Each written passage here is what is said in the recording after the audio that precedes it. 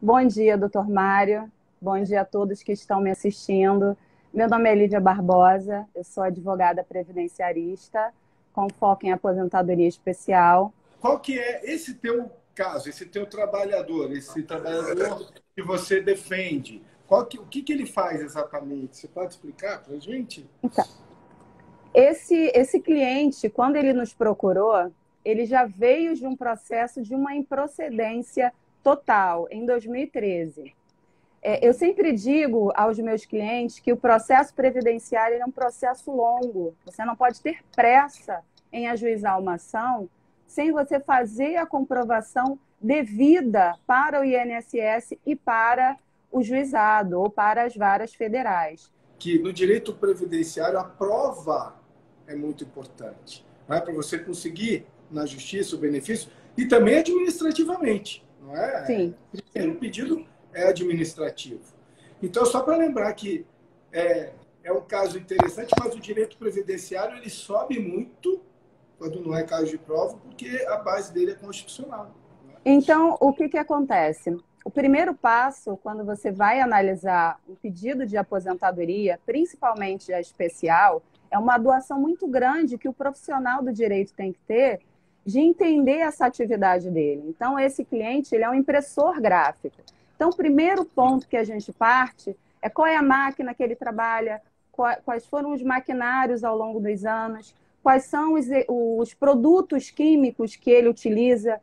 Porque qual é o grande problema que a gente enfrenta? A empresa, ela ao preencher o PPP, ela preenche de uma maneira genérica. Ela entende que basta o segurado, o funcionário receber insalubridade, que já está tudo certo. Traduz.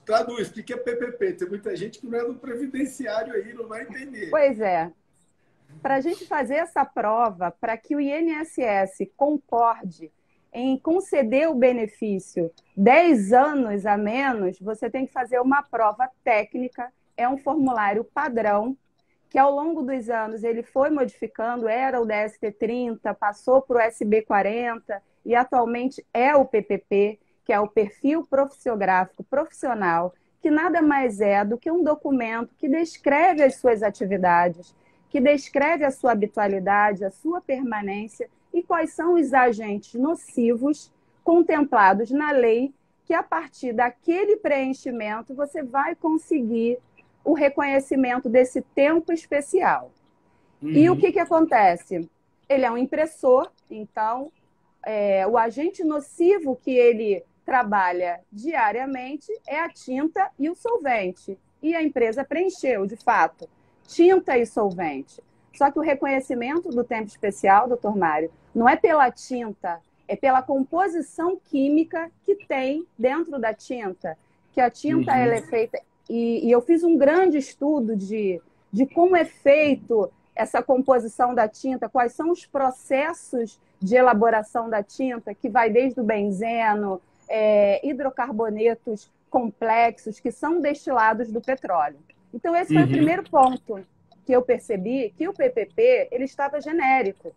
Ele não tinha a composição da tinta. Não foi informado para o juiz e para a perícia técnica do INSS que aquela tinta ela é composta de benzeno, de tolueno, de xileno, que no solvente Isso não estava no PPP. não estava no PPP. O profissional que ele procurou em 2013 não observou esse detalhe, achou que bastava a indicação genérica de tintas e solventes, entrou com processo judicial após o indeferimento administrativo e esse processo foi julgado totalmente improcedente em 2013. Esse é um caso bem atípico porque no início dos anos 2012 para 2013, a legislação previdenciária ela mudou muito. O avanço da medicina, das pesquisas de saúde do trabalhador, ela teve um avanço significativo. Então, foi comprovado que alguns agentes que a gente utiliza no nosso dia a dia são carcinogênicos comprovados e que eles não podem ser manuseados. Então, o manuseio desses produtos químicos, que são carcinogênicos comprovadamente, o empregado ele tem que se aposentar com 25 anos, porque a probabilidade dele ficar doente é muito grande. E isso aconteceu, essa mudança na legislação aconteceu exatamente no ajuizamento da ação. Então, até 2013, existia a NR 15 no seu anexo 11, onde as avaliações eram quantitativas. Você precisava fazer uma análise química daquele componente e precisava quantificar. Se ele tivesse acima dos limites de tolerância, era aposentadoria especial. Se estivesse abaixo, não era considerado aposentadoria especial. E as empresas não faziam essa avaliação, porque é muito caro. Uma avaliação química, ela não é menos de R$10 mil, R$6 mil. Então, as empresas não faziam, não se preocupavam de ter esse custo. E a empresa também não fez essa avaliação. Ela simplesmente colocou no laudo técnico dela de condições ambientais que tinha tintas e solventes. Mas o que tem dentro da tinta não foi avaliado. Isso lá em 2013 ele perdeu. Quando ele nos procurou em 2019, eu falei, epa, tem um erro aí. O PPP, ele precisa indicar especificamente qual é o agente nocivo. É benzeno, é tolueno? Qual é a composição desse agente nocivo? E nós entramos com a ação, doutor Mário. E é um ditado muito popular, doutor Mário. Trocação na Justiça Federal contra o INSS. Sim, ele está aposentado. Ele está aposentado. Só não tem aposentadoria especial, não é? Porque, olha, gente, a doutora Lívia, ela é perita, ela é especialista em direito previdenciário, sabe tudo. Ela está dando uma aula para a gente hoje aqui. Então, explica para o pessoal qual é o interesse da aposentadoria especial, porque ele vai ter um benefício melhor, não é isso? Sim. Vai ter uma aposentadoria maior, o valor do benefício. Exatamente. Dentro das regras previdenciárias de forma de cálculo, quando você se aposenta especial, você tem uma renda de 100% do seu cálculo de 94 até a data da sua aposentadoria. Então, vamos pensar aí no teto previdenciário de R$ 5.800, R$ 5.800. Esse é o valor máximo. Vamos botar aí 5.300. É o valor máximo que o segurado pode receber se ao longo de 94, né, ao longo da sua vida contributiva, você teve essa renda. A gente faz uma soma, cálculo simples, soma tudo de 94, julho de 94 até a data da aposentadoria, soma e divide, essa é a média da aposentadoria. Quando você não se aposenta especial, quanto mais jovem for a sua idade, maior vai ter uma coisa que a gente fala que é o fator previdenciário, que é uma redução no valor da sua aposentadoria, porque você se aposentou jovem e a expectativa de vida é muito alta. Então, vai receber você vai ficar... por mais tempo. Exatamente. Né? Como a pessoa que se aposenta jovem, teoricamente, ela vai receber a aposentadoria por mais tempo. Então, ela recebe um benefício menor para fazer esse equilíbrio atuarial aí. Né? Exatamente. O ideal é que se espere. É melhor aposentar mais tarde sempre. Exatamente. Né? Saúde. Quando você entrou com um processo e você perdeu, é muito difícil você desconstituir o manto da coisa julgada sobre quaisquer aspectos jurídicos, porque você escolheu um profissional que ele não entendia de uma forma mais ampla da sua singularidade, que era a aposentadoria especial por exposição a agentes nocivos. Isso sequer foi ventilado no processo. Entrei com o processo e, para minha surpresa... naquele primeiro ele perdeu. No segundo processo, o primeiro passo foi entrar em contato com a empresa e pedir para refazer o PPP. Tá, eu estou vendo... A sentença do segundo processo, pelo que eu estou vendo aqui, ela está dando aqui, no dispositivo dela, ela está dando litispendência, doutora Lívia. Sim. É litispendência. Ó, ela reconhece a litispendência, tá? Litispendência, eu não sei se já tinha, porque a gente está falando, você falou coisa julgada, né? Mas ela falando de litispendência, dá a entender que o outro processo ainda não teria acabado, mas acabou. Acabou. E o que acontece? quando eu iniciei com o processo previdenciário dele, o primeiro procedimento foi pedir um novo PPP, que a empresa refizesse o PPP nos moldes corretos que o INSS determina, que a legislação previdenciária determina. E sim, o PPP veio preenchido corretamente, com benzeno, que é gravíssimo. E ele é um profissional, só para poder contextualizar, em 2013 ele sofreu um acidente de trabalho, ele teve perda da sua capacidade laborativa e ele não consegue mais operar uma máquina offset que precisa de agilidade. Então, em 2013, após a negativa desse processo, ele sofreu um acidente de trabalho, ficou 8 meses afastado. Quando retornou, não conseguiu trabalhar porque perdeu a agilidade, ele se locomove com dificuldade. E aí ele ficou 8 anos de auxílio-doença. Após ser demitido, ele ficou 8 anos afastado. Então, quando ele me procurou, foi justamente durante a Operação Pente Fino do INSS, que deu alta a várias pessoas que tinham benefício durante muito tempo. Como ele não sabia que ele tinha que apresentar novos laudos, ele achou que era apenas um recadastramento, e quando ele foi para a perícia, teve alta. Então, quando ele me procurou, ele estava sem o benefício previdenciário, sem a menor possibilidade de aposentadoria, porque o PPP dele era incompleto. E o grande problema do cliente, quando ele procura aposentadoria, é porque ele já está cansado, ele é idoso, ele tem mais de 50 anos, a atividade é extenuante, então ele tem pressa. E aí ele estava numa situação financeira muito difícil, porque ele não tinha a menor possibilidade de se aposentar especial, e aí eu conversei com ele, eu falei assim, olha, o que dá para fazer agora é uma aposentadoria por tempo de contribuição. Você não vai ganhar os R$ 5.300. No início, você vai ganhar R$ 3.200 e a gente vai tentar. Eu já sabia que seria um processo muito difícil. Então, nós temos, como você, uma advogada que entende tudo da tua matéria ali, do teu direito material, né? que tem os teus processos, que ganha os teus processos, mas que, eventualmente, quando tem o contratempo no processo, vai ter uma dificuldade para discutir essa causa no STJ ou, eventualmente, no STF, porque esse caminho ele é árduo, né? O caminho processual, né? Como é que o teu processo tem que estar preparado? Primeiro ponto, gente, é igual, olha, pense que você é um médico, tá? Uma médica. O que é o grande médico? O que é os melhores médicos? O médico bom, o médico que não erra. O que ele faz? Qual é a grande vantagem dele? Ele não erra o diagnóstico. Esse é o grande ponto. O grande médico, ele sabe reconhecer a doença. No processo, né, principalmente quando a gente está levando, né, um processo para o STJ, para o STF, a gente tem que saber fazer esse diagnóstico.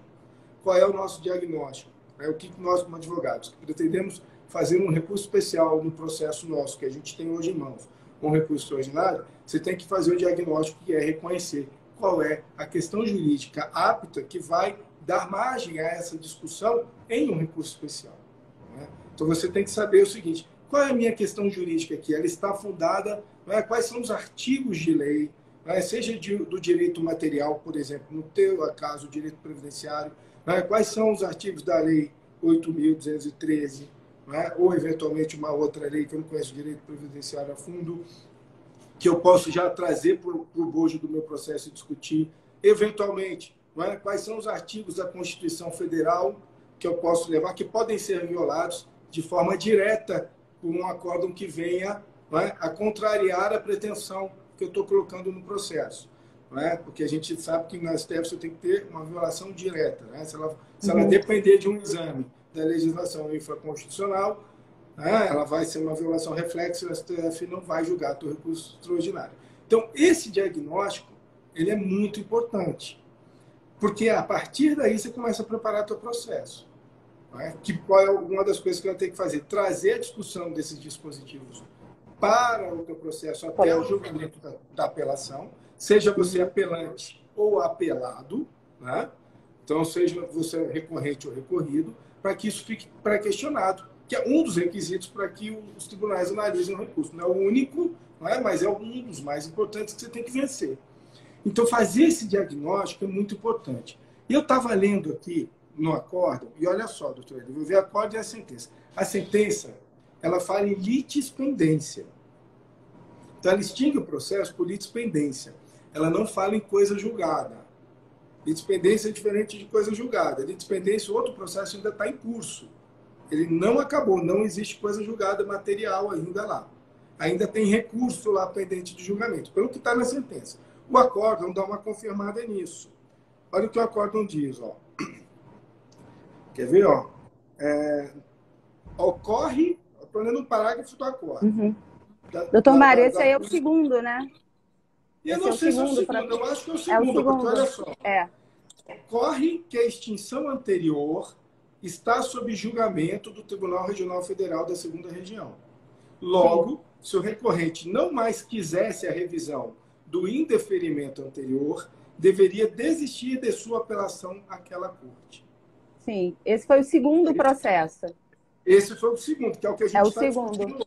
Isso. Então, o que ele está dizendo aqui? Fala, olha, você está com recurso lá discutindo essa revisão da aposentadoria. Não é? Por isso que eu não posso julgar isso nesse processo, porque já está em discussão em outro processo. Ou então você desiste lá, ou aqui não vai funcionar. Mais ou menos isso que ele está dizendo. Eu quero saber quais são as suas dúvidas, o que a gente pode fazer daí para frente. Né? Então, por isso que ele fala, portanto, nada a ser decidido aqui de modo original, né? O que fala o tribunal agora. Né? Aí ele manteve a sentença, que, se eu não me engano, extinguiu o processo por litispendência. Então, e aí você estava explicando, vamos ver se eu entendi, você tinha aquele primeiro processo, onde foi apresentada uma documentação que não comprovava, era insuficiente para comprovar, não é? Que era insuficiente para comprovar o direito dele à aposentadoria especial. Que nesse segundo processo a documentação está melhor. Correto? O que é? Vou só fazer um adendo. Uhum. O segundo processo, ele foi julgado, extinto sem julgamento do mérito por coisa julgada. Esse processo, ele estava realmente para ser julgado ainda a apelação. Só que após esse processo estar em tramitação no tribunal, a aposentadoria foi concedida. Aposentadoria por tempo. Na verdade, o segundo. O primeiro meu, mas o segundo dele. Após o processo estar em tramitação no tribunal, a aposentadoria foi concedida. Então, o terceiro processo, segundo o meu e terceiro dele, foi um processo de revisão de aposentadoria e não mais de concessão. Após a aposentadoria ser concedida, eu entrei com um processo de revisão de aposentadoria para abarcar um período completamente diferente do anterior. E então, ainda assim... São 3 processos, então. Um primeiro por um advogado que não era você. Sim. Que ele entrou pedindo a aposentadoria, o direito de se aposentar. Ele não estava aposentado ainda. Foi isso? Foi. Aí ele conseguiu alguma coisa nesse processo? Não nada. Não, perdeu improcedência, tudo. Não teve nem direito de se aposentar, provavelmente porque não tinha tempo.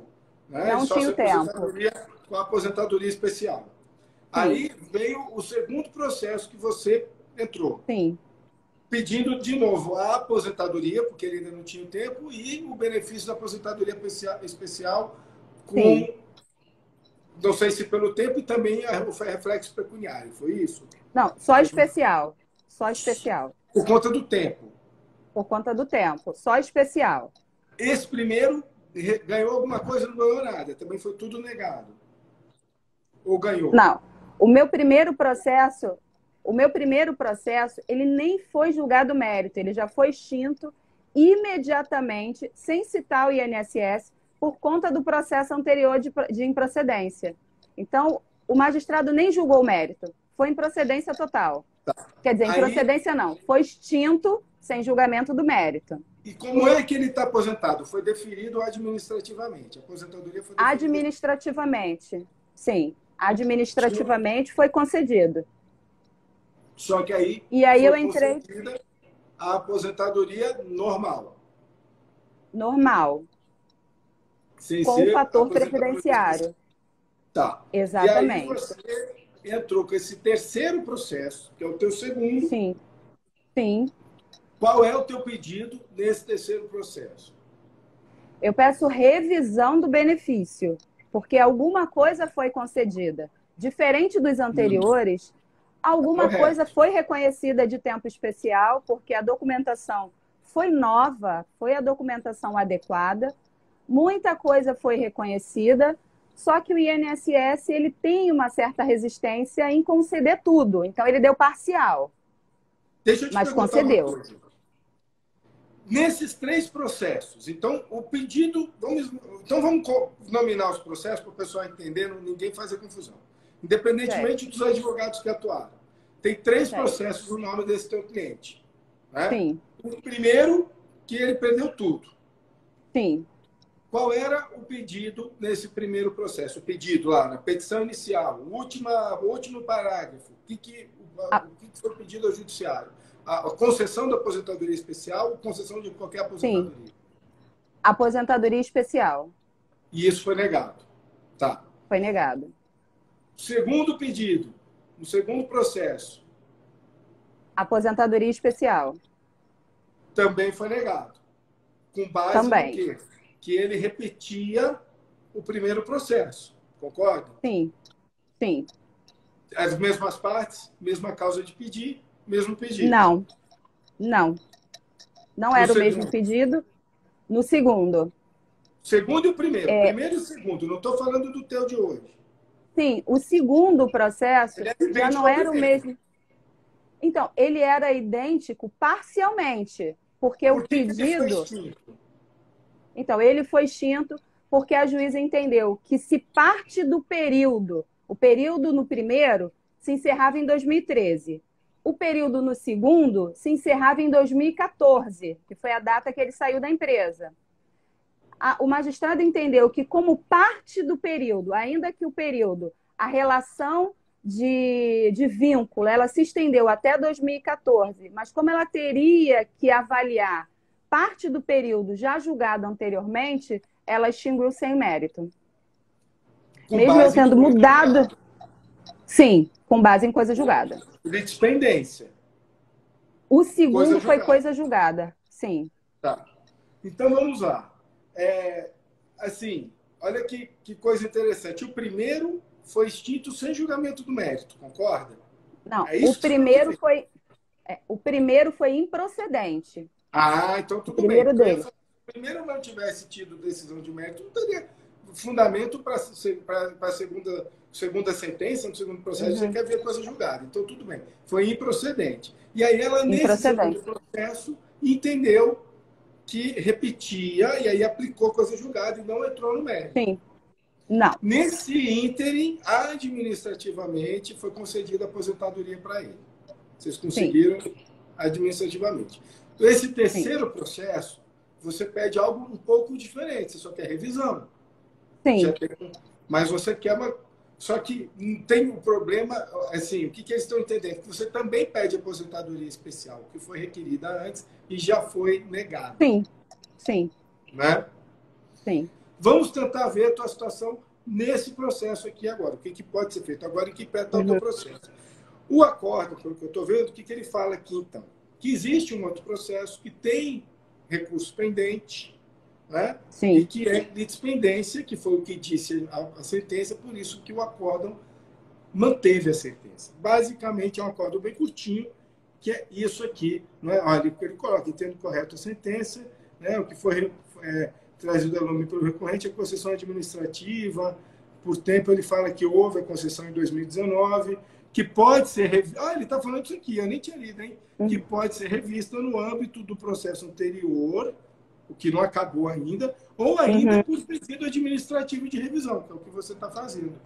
Então, no prazo decadencial, que foi isso que você falou, 10 anos.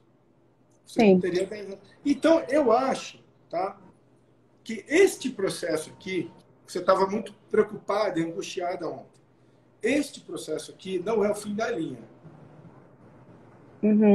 Nem o anterior. Tá bom? Eu não vejo como fim de linha, como possibilidade de você tentar essa revisão. Né? Você está tentando administrativamente ou ainda no futuro, no outro processo, mas com base em quê? Só depois dessa decisão administrativa. Não dá para fazer nada agora. Né? Tem que esperar essa decisão administrativa. Então, só para te pontuar, uma primeira resposta que eu te dou, tá, Lívia? Não é o fim da linha. Esse processo não é o fim da linha. Então, se você não tiver via de recurso especial ou extraordinário aqui, não é o fim da linha, tá bom? Tá Vamos ótimo. lá. Então, desse acórdão, aqui você entrou com o quê? Quais recursos? Você entrou com mais declaração, entrou com agravo interno, que não quer. Isso aqui é uma decisão, é um acórdão, não tem? Esse é juizado, né? Esse segundo processo é juizado. Turma recursal. O terceiro processo é juizado. O Esse é o segundo terceiro? processo, esse é o terceiro.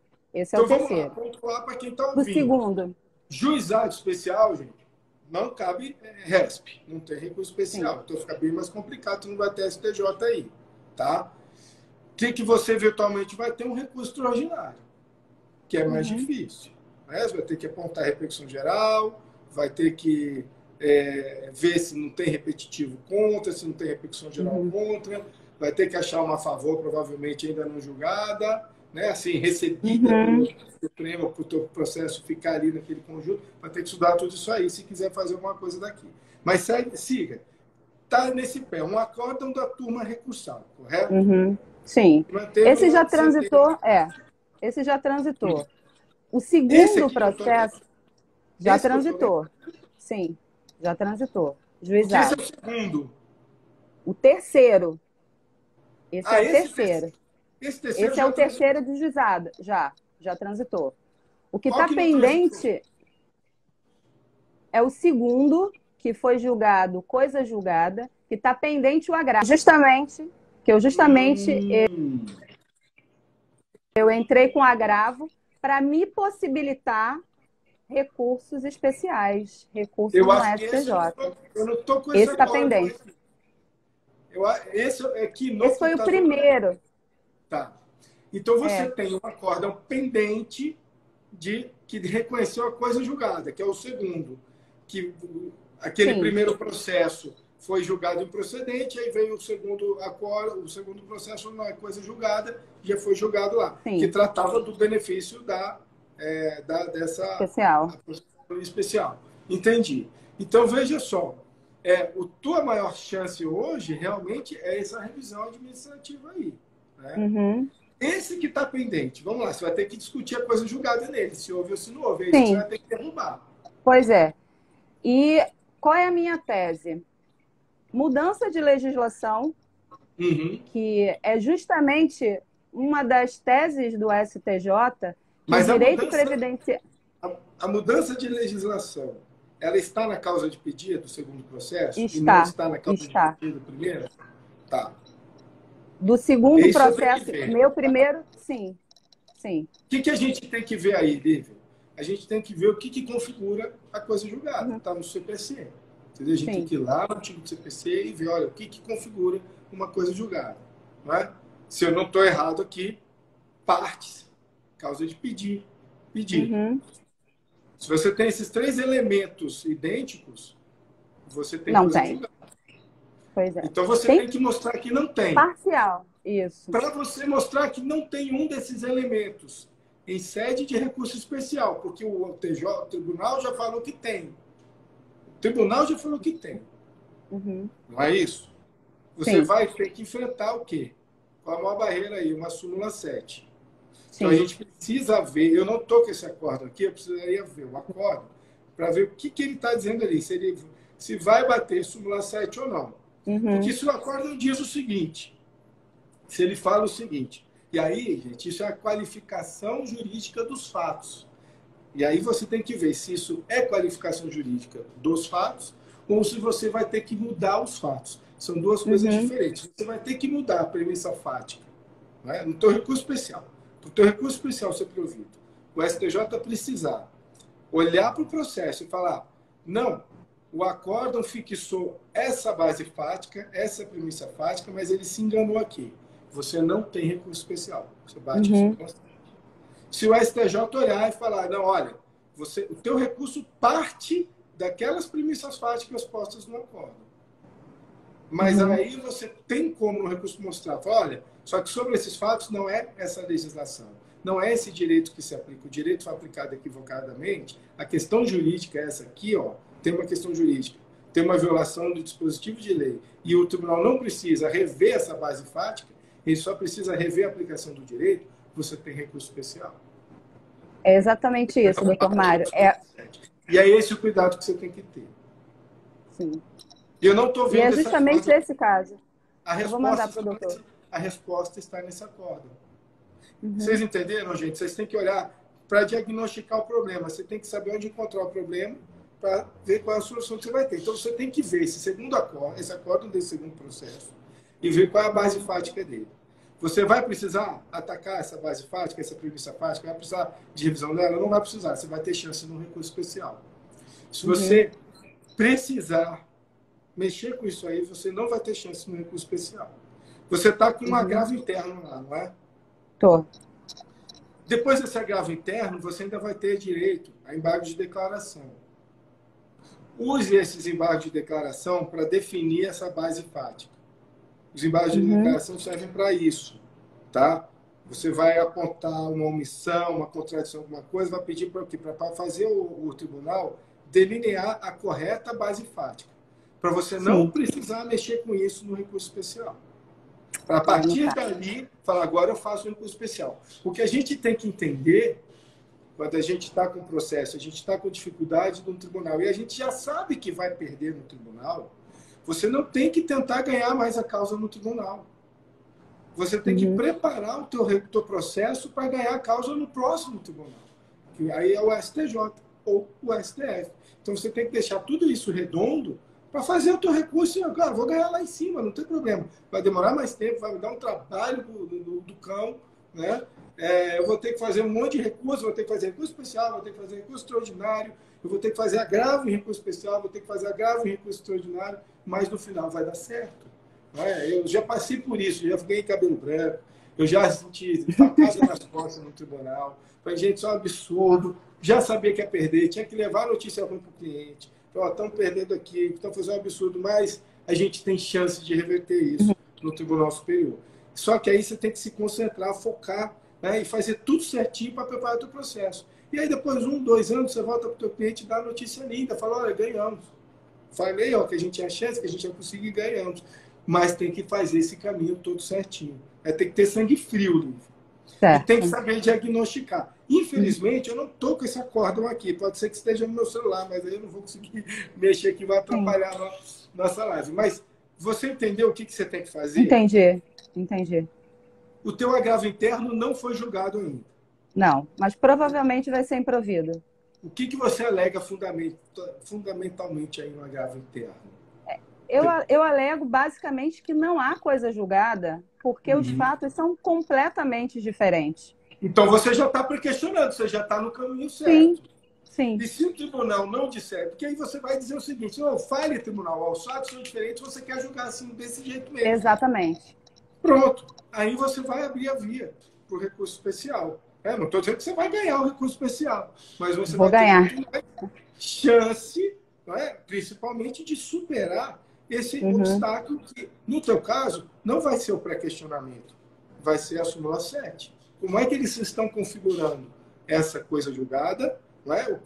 Quais são os fatos, os elementos fáticos ali que eles estão usando para descrever uma coisa julgada, para você levar para a STJ depois e falar, olha, eles estão trabalhando o direito, estão aplicando o direito a esses fatos, os fatos já são esses, ok, mas o direito é errado. Ou então você vai ter que ver, eu preciso mexer nesses fatos aqui, eu tenho que alinhar essa base fática. Não vou ter recurso especial. É isso que você tem que fazer agora. O direito material você sabe melhor do que ninguém. E eu acho que não é o problema o direito material. Provavelmente tem jurisprudência no STJ já a favor, tudo. Mas você bastante. Você tem que estar com a base fática correta para vencer. Você entendeu o problema? O problema da gente é processual. É o processo, porque existe... Eu peguei justamente... Tem julgados do TRF2 que abarcam a mesma tese que eu alego na minha apelação, mas na distribuição eu caí justamente numa turma que o entendimento é diverso. Então eu sei que no TRF eu não vou conseguir passar, porque o entendimento dessa turma é esse. Então, Vamos dar uma olhada, Lívia, se você ainda está no TRF, olha só, se você ainda está no TRF, tá? Você ainda está no TRF, e você tem divergência dentro do TRF, há mecanismos no processo civil que ainda permitem a você uma tentativa de, dentro do TRF, fazer que o TRF, como é que eu vou dizer? Ele uniformize a jurisprudência dele. A gente não precisa ter o código decorado, a gente precisa saber o que está dentro dele. E depois a gente encontra.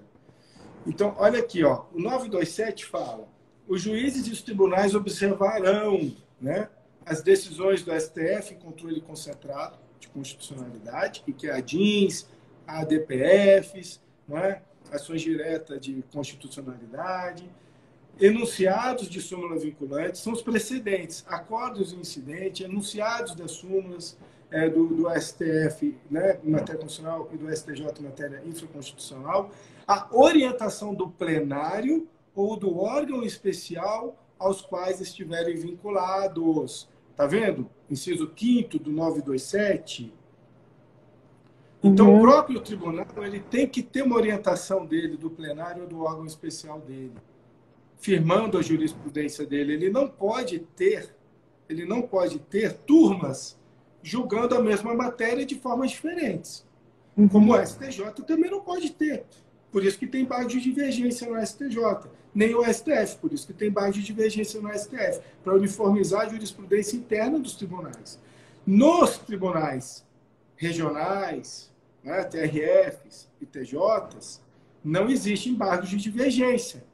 Né? Não existe esse mecanismo, mas tem outros mecanismos. Né? Tem outro lugar no código que ele fala que eu não é nesse artigo aqui, aqui, ó, é o anterior, no 926. Olha que interessante, os tribunais devem uniformizar sua jurisprudência e mantê-la estável, íntegra e coerente. No caso do teu tribunal, pelo que você está me falando, ela não está nem estável, nem íntegra, nem coerente. Pode? Sim. Então, o CPC nos dá um caminho. Aí a gente vai, né? Olha aqui, na forma estabelecida e segundo os pressupostos fixados no regimento interno, os tribunais editarão enunciados de súmula correspondentes. Então, o que acontece? Você vai ter que, primeiro, nós vamos ter que procurar aqui, tá? Na parte dos processos, e quando a gente estuda aqui o código da ordem dos processos do tribunal, nós temos o IAC, incidente de assunção de competência, e o IRDR. Um dos dois vai servir para o teu caso. Eu ainda vou pegar aqui e fazer uma live sobre isso, isso é muito importante. E no curso a gente vai discutir isso também. O que acontece? São mecanismos que você pode utilizar e deve utilizar para conseguir essa uniformização de jurisprudência dentro do teu tribunal. Mas se a tua questão é relevante, ou porque tem muitos processos repetitivos, que aí vai por conta do IRDR, né? Se eu não estou enganado aqui. Ou por conta da matéria e outros... Porque ou ela vai para o IRDR ou ela vai para o IAC. Tá? E aí você pode provocar o tribunal, por meio do órgão especial dele, ou do plenário, conforme o regimento interno dele, a uniformizar a jurisprudência dele. Antes de tentar levar essa causa para o STJ, ainda dentro desse processo. Isso é um incidente, ele vai suspender o teu processo. Ele vai ficar suspenso. Dependendo, você consegue a reforma e a revisão disso lá dentro. Eu entrei com a reclamação no primeiro momento, né? Mas não é reclamação. Esses instrumentos são melhores. IRDR, entendi. Entendeu? Dá uma olhada nisso aí. Ou eu acho que não é nem o caso do... Porque o IRDR é mais quando tem muito processo repetitivo. Sim. Você tem que ver se existe isso. Né? O previdenciário tem uma advocacia massiva. Então, ela tem muita chance de ter. Mas se não for o teu caso, se o teu caso não for desse que se repete demais, aí você pode tentar o IAC. Tá? Cada um tem os requisitos dele. Pensa nisso, veja essa possibilidade, essa que é mais uma chance que você tem, ao invés de ir direto tentar pelo recurso especial.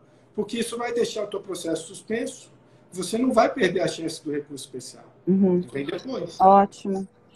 Entendeu? Ótimo, doutor Mário. Dá uma olhada nisso aí. Tá? Eu preciso também parar para... Porque isso aí, gente, são instrumentos novos. Né? Eu já li, já estudei, né? Já lembro do fundamental, mas os detalhes, que é o que decide tudo, eu já esqueci também. Eu tenho que estudar de novo. Né? Então, por isso que eu estou falando assim, a gente tem que estar sempre estudando, por isso que a gente tem que estar sempre estudando. Eu até pensei no IRDR, mas eu achei que a reclamação talvez seria mais rápido de ser apreciada, mas eu não pensei no outro instituto, que também pode ser. Pode ser. Pode ser. Pode O ser. IAC. O O incidente IAC. de assunção de competência, porque aí o tribunal, o órgão máximo no tribunal, peraí, eu estou com turmas julgando o caso diferentemente, deixa eu dar uma olhada aqui. Mas se você diz que tem jurisprudência controvertida dentro do tribunal, esse seria o primeiro caminho. A gente não deve, viu, gente, tentar ir direto para o STJ se uniformidade, não há uma uniformidade na jurisprudência do teu tribunal, onde está o teu processo corrente. Então, basicamente, o que eu posso te falar hoje é isso, duas coisas. Esses incidentes, três coisas. A história não acabou, o que você tem ainda em revisão, está em revisão administrativa. Lute lá, atente, faça o que você puder. Né? Se ganhar lá, acabou o processo. Com certeza. Segundo, nesse processo aqui, tente esse caminho, né? Talvez, se for possível, porque você ainda está em tempo, e você ainda tem embargo de declaração antes, né? Depois ainda pode manejar isso aí, se der, né? Tem que ver todas as questões, legitimidade, tudo, né? Mas eu acho que você pode pedir, vai depender do tribunal aceitar ou não, se cabe o incidente ou não. E ainda a questão da coisa julgada, delimitar a base fática, para daí sim você caminhar para um recurso especial ou extraordinário em cima dessa base fática, fica muito mais fácil para vencer a súmula 7. O que eu podia te falar hoje. E sim, eu trabalho sozinha também, tem essa questão. Então, por isso que essa troca foi tão importante para me abrir os olhos, para me dar uma injeção de ânimo, para falar assim, não, olha, vai dar certo. Ainda não acabou. Foi maravilhoso essa conversa, doutor Mário. Eu acho que não acabou. Tem que ter sempre essa esperança, sabe? Bom dia, tenha um bom dia, bom trabalho e até... Obrigada, gente.